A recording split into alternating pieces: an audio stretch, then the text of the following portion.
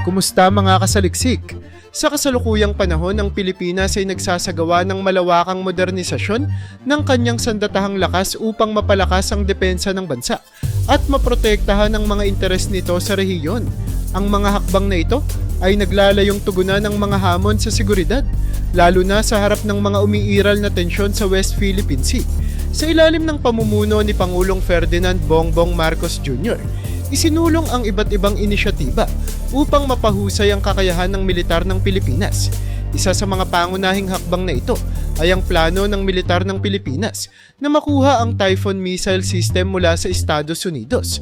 Ang sistemang ito ay idinisenyo upang magbigay ng advanced na kakayahan sa depensa, partikular na sa proteksyon ng mga teritorial na tubig ng bansa. Sa pamamagitan ng pagkuha ng Typhoon missile system, inaasahang mapapalakas ang kakayahan ng Pilipinas na protektahan ang kanyang mga maritime interests, lalo na sa mga lugar na may overlapping claim sa ibang bansa. Ang hakbang na ito ay nagpapakita ng determinasyon ng bansa na palakasin ang kanyang depensa laban sa mga potensyal na banta sa rehiyon. Bukod dito, inanunsyo ni Pangulong Marcos ang plano na makakuha ng kauna-unahang submarino ng Pilipinas.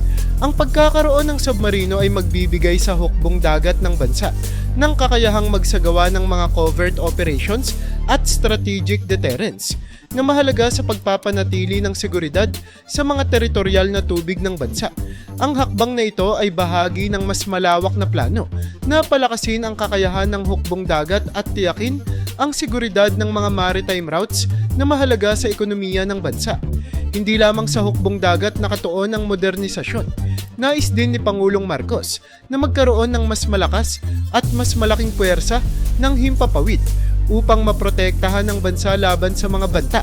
Ang pagpapalakas ng Air Force ay magbibigay daan sa Pilipinas na magkaroon ng mas mahusay na air defense capabilities at mas mabilis na pagtugon sa mga emerhensya. Sa pamamagitan ng pagkuha ng mga modernong eroplano at kagamitan, inaasahang mapapalakas ang kakayahan ng bansa na protektahan ang kanyang himpapawid laban sa mga potensyal na banta. Upang maisakatuparan ng mga planong ito, inaprubahan ni Pangulong Marcos ang ReHorizon 3 ng AFP Modernization Program na nagkakahalaga ng 35 bilyong dolyar. Ang planong ito ay naglalayong palakasin ang depensa ng bansa sa pamamagitan ng pagkuha ng mga makabagong kagamitan at teknolohiya para sa sandatahang lakas ng Pilipinas. Sa pamamagitan ng programang ito, inaasahang mapapalakas ang kakayahan ng bansa na harapin ang mga hamon sa seguridad sa rehiyon at tiyakin ang kaligtasan ng mga mamamayan nito. Isa sa mga pangunahing estratehiya ng programang ito ay ang Comprehensive Archipelagic Defense Concept, CADC. Ang CADC ay naglalayong palakasin ang depensa ng bansa sa pamamagitan ng Inter-Island Defense Doctrines at Long-Range Strike Capabilities. Sa pamamagitan ng estratehiyang ito, inaasahang mapapalakas ang kakayahan ng bansa na protektahan ang kanyang mga isla at teritorial na tubig laban sa mga potensyal na banta. Ang CADC ay nagpapakita ng holistic approach ng Pilipinas sa depensa na isinasaalang-alang ang unique na heograpiya ng bansa bilang isang arkipelago. Ang mga hakbang na ito ay hindi lamang naglalayong palakasin ang kakayahan ng militar ng Pilipinas, kundi pati na rin ang pagpapakita ng determinasyon ng bansa na protektahan ang kanyang soberanya at mga interes sa rehiyon. Sa harap ng mga umiiral na tensyon sa West Philippine Sea, ang mga inisyatibang ito ay nagpapakita ng proactive na postura ng Pilipinas sa pagtugon sa mga hamon sa seguridad.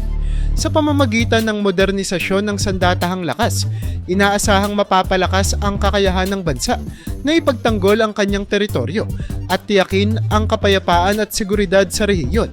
Ang mga plano ng Pilipinas na palakasin ang kanyang sandatahang lakas ay nagdulot ng iba't ibang reaksyon mula sa ibang mga bansa, partikular na ang China. Ang pagpapalakas ng depensa ng Pilipinas ay maaaring magdulot ng pagbabago sa balanse ng kapangyarihan sa rehiyon na maaaring magdulot ng iba't ibang reaksyon mula sa mga karatig bansa. Gayunpaman, ang mga hakbang na ito ay nagpapakita ng determinasyon ng Pilipinas na protektahan ang kanyang soberanya at tiyakin ang seguridad ng kanyang mga mamamayan. Sa kasalukuyang panahon, ang pagpapalakas ng sandatahang lakas ng Pilipinas ay nagdulot ng iba't ibang reaksyon mula sa China na may malalim na implikasyon sa relasyon ng dalawang bansa at sa seguridad ng rehiyon.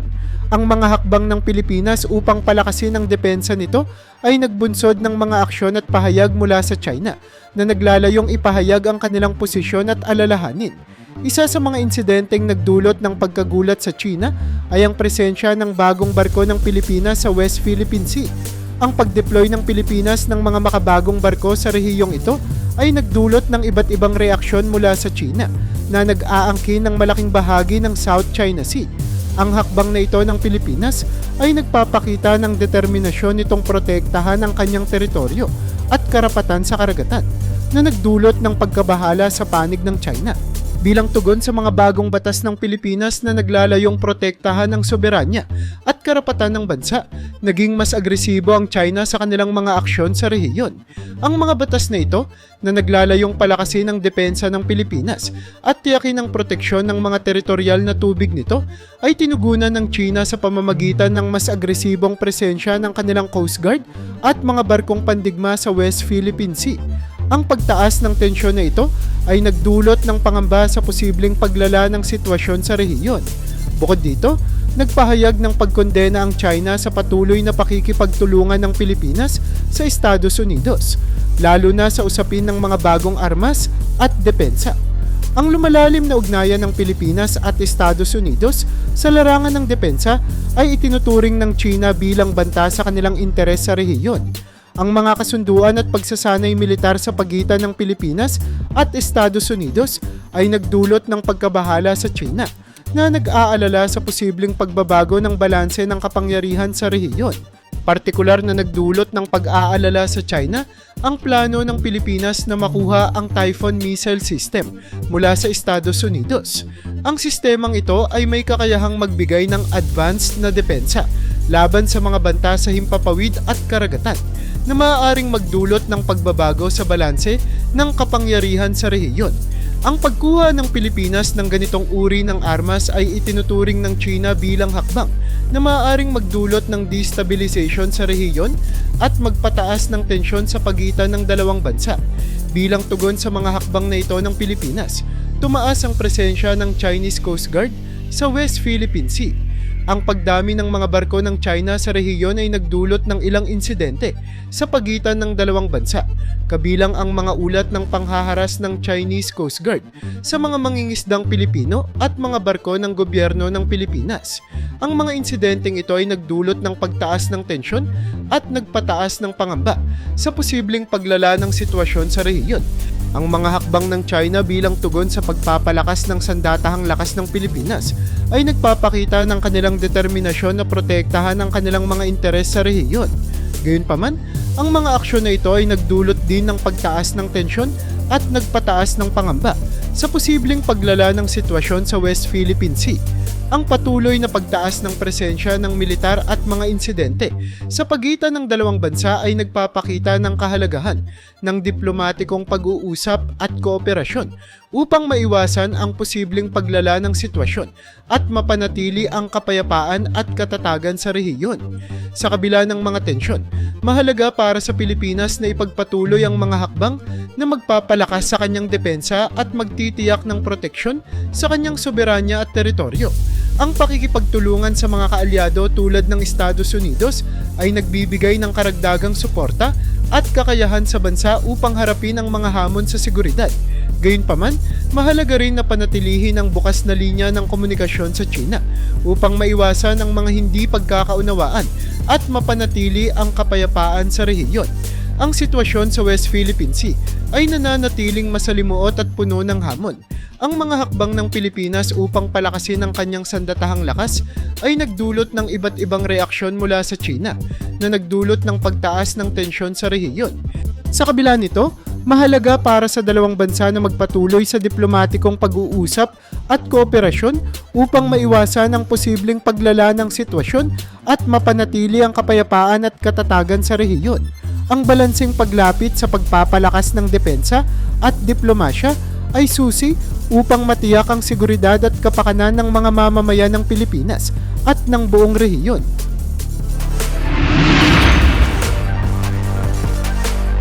Ang patuloy na modernisasyon ng sandatahang lakas ng Pilipinas ay nagdudulot ng malalim at malawakang epekto sa kakayahang depensa ng bansa.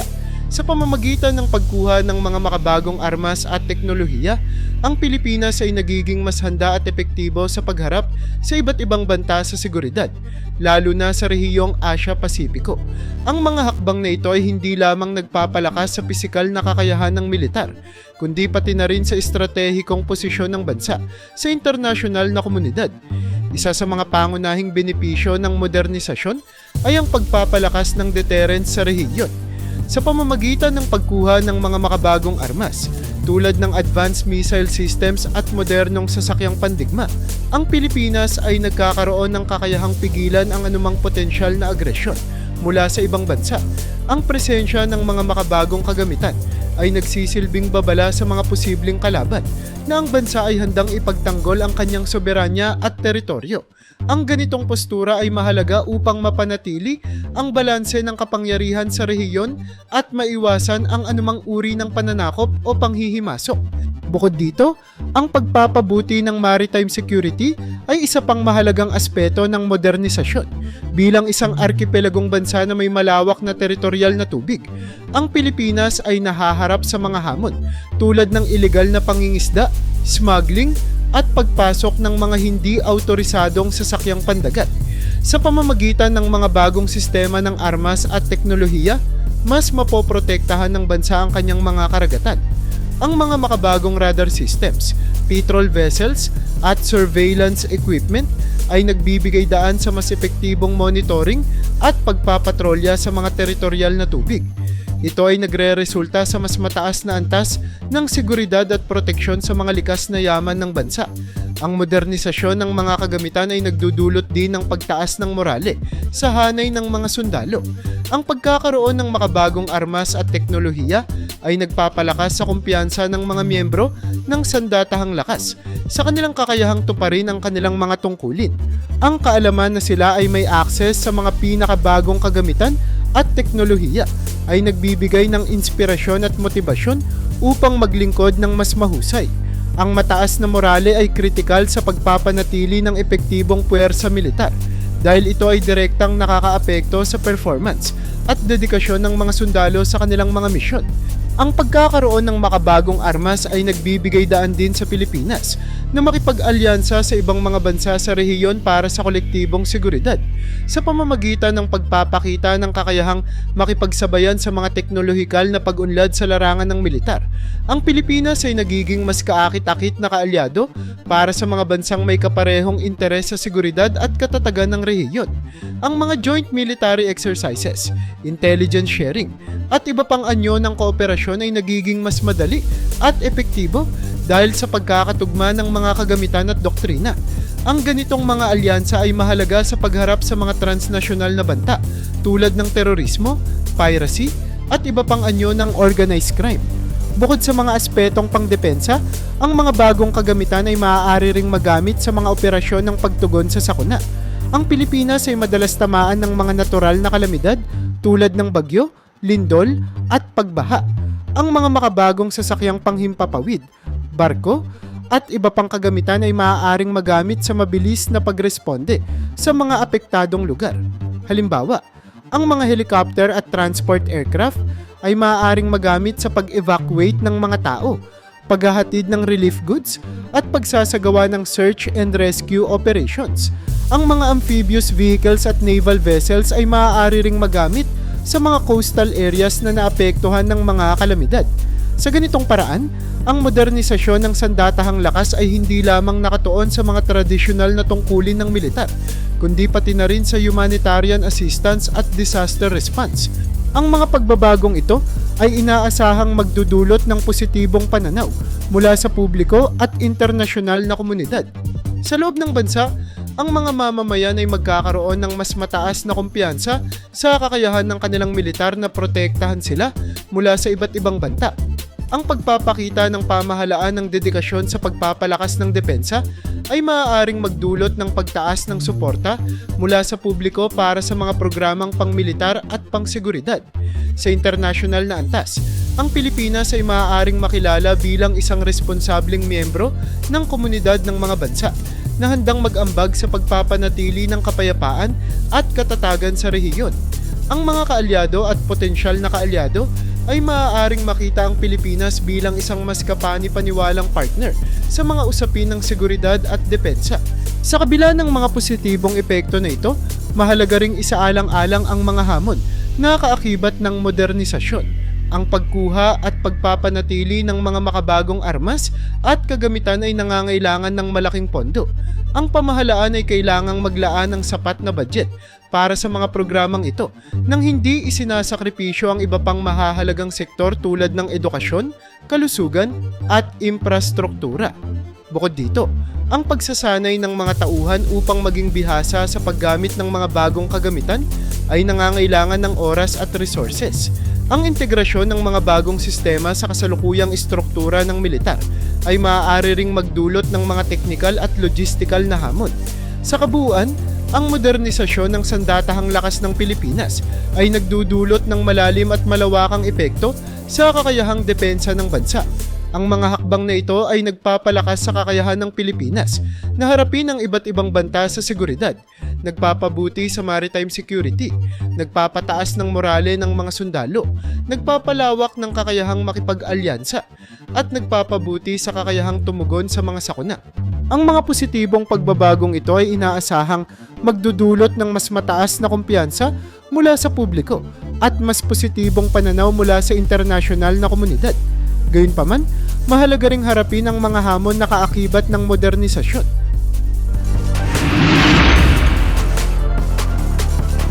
Ang patuloy na modernisasyon ng sandatahang lakas ng Pilipinas ay nagdudulot ng malalim na epekto, hindi lamang sa kakayahang depensa ng bansa, kundi pati na rin sa pananaw ng publiko at ng internasyonal na komunidad.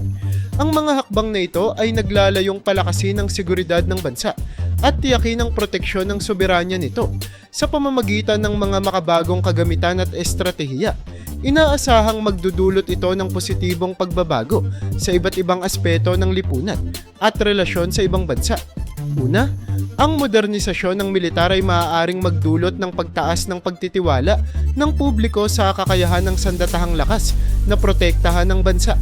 Sa nakalipas na mga taon, ang Pilipinas ay naharap sa iba't ibang hamon sa seguridad, kabilang ang mga isyu sa teritoryo at mga banta mula sa iba't ibang grupo. Ang pagkakaroon ng makabagong armas at kagamitan ay nagbibigay ng katiyakan sa mga mamamayan na ang kanilang seguridad ay nasa mabuting kamay. Ang mga makabagong teknolohiya at kagamitan ay hindi lamang nagpapakita ng kahandaan ng militar sa pagharap sa mga banta, kundi pati na rin ng kanilang dedikasyon sa tungkulin.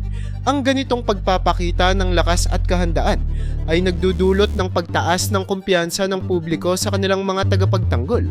Ikalawa, sa pamamagitan ng pagpapalakas ng depensa, magkakaroon ng Pilipinas ng mas malakas na posisyon sa mga negosasyon sa teritorial na usapin.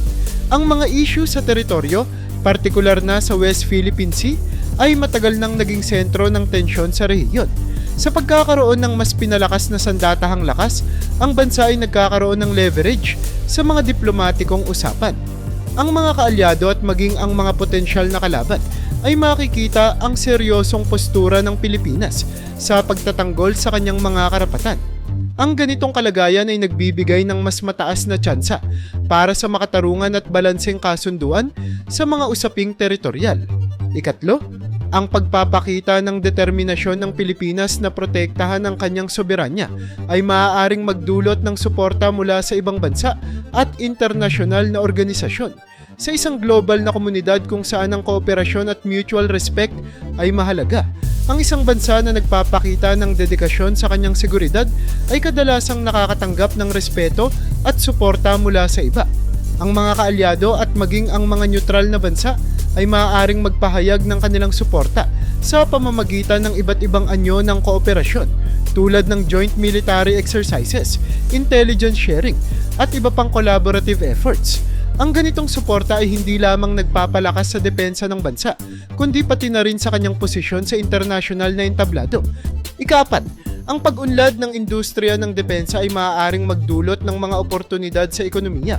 tulad ng paglikha ng mga trabaho at pag-akit ng mga pamumuhunan. Ang modernisasyon ng militar ay nangangailangan ng produksyon at pagpapanatili ng mga makabagong kagamitan na nagbubukas ng pinto para sa pag-unlad ng lokal na industriya ng depensa. Ang mga pabrika at kumpanya na kasangkot sa produksyon ng mga armas at kagamitan ay nangangailangan ng mga manggagawa, mula sa mga inhinyero hanggang sa mga teknikal na tauhan. Bukod dito, ang pagkakaroon ng matatag na industriya ng depensa ay maaaring mag-akit ng mga dayuhang pamumuhunan, lalo na mula sa mga bansang nais makipag-partner sa Pilipinas sa larangan ng depensa. Ang ganitong mga aktibidad ay nagdudulot ng positibong epekto sa ekonomiya ng bansa, mula sa pagtaas ng employment rate hanggang sa pagdami ng mga oportunidad para sa mga lokal na negosyo. Sa huli, ang mga hakbang na ito ay inaasahang magpapabuti sa imahe ng Pilipinas sa pandaigdigang entablado. Ang isang bansa na may kakayahang ipagtanggol ang kanyang sarili at may determinasyon na protektahan ang kanyang soberanya ay kadalasang tinitingala at nirerespeto sa internasyonal na komunidad. Ang Pilipinas, sa pamamagitan ng kanyang modernisadong sandatahang lakas, ay maaaring makita bilang isang responsableng miyembro ng global community na handang makipagtulungan para sa kapayapaan at seguridad ng rehiyon. Ang ganitong imahe ay mahalaga hindi lamang sa usaping depensa, kundi pati na rin sa iba pang aspeto ng internasyonal na relasyon, tulad ng kalakalan, turismo at diplomatikong ugnayan. Sa kabuuan, ang modernisasyon ng sandatahang lakas ng Pilipinas ay nagdudulot ng malalim at malawakang epekto sa iba't ibang aspeto ng bansa. Mula sa pagtaas ng pagtitiwala ng publiko hanggang sa pagpapalakas ng posisyon sa internasyonal na komunidad, ang mga hakbang na ito ay nagpapakita ng dedikasyon ng bansa sa kanyang seguridad at soberanya.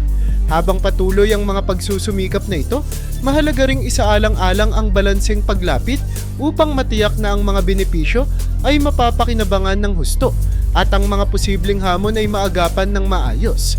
Sa ganitong paraan, ang Pilipinas ay magiging handa hindi lamang sa pagharap sa mga banta sa kasalukuyan, kundi pati na rin sa mga hamon ng hinaharap